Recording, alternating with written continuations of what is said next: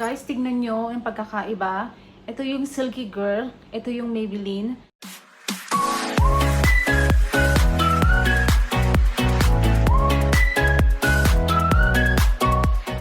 Good evening guys! Welcome back to my channel!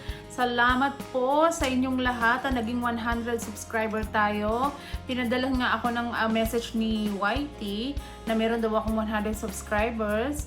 Maraming salamat po sa inyong lahat. Ngayon po ang ganap natin ay pagkukumpara po natin yung Silkygirl at saka yung Superstay ink crayons. Tingnan po natin kung sino po yung mas maganda. Kasi para sa akin para sa akin parehas naman silang maganda. Kasi actually ginagamit ko lang to na parang lip liner. Kasi para nung pag ginagamit ko kasi yung Maybelline Superstay, ito yung ginagawa kong lip liner para naman ma-emphasize niya yung aking malaking lips. Ganon. Kung gusto niyo makita kung sino ang mas maganda, please stick around. Guys, i-try lang natin yung yung mga lighter shades para makita natin kung sino ang mas okay.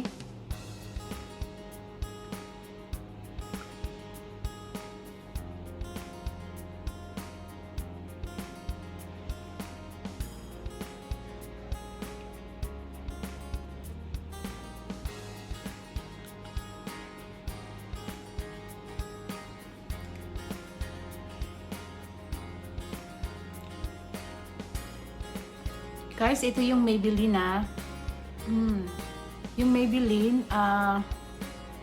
medyo glossy siya.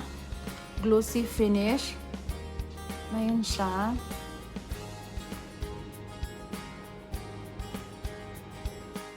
Nakita nyo guys, pero maganda din tong Maybelline. Maganda rin siya. Ayan, pero hindi siya Superstay Ano lang siya talaga.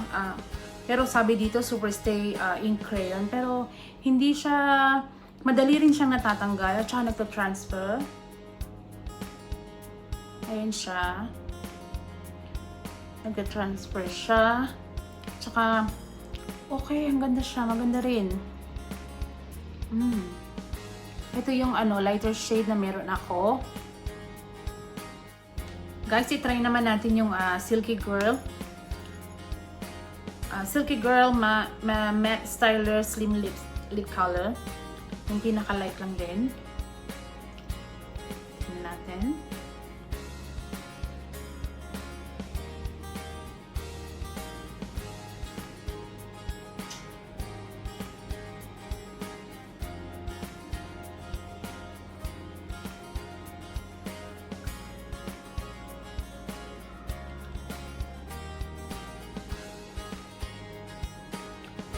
Wow! Ito naman guys, ano siya? Powder finish.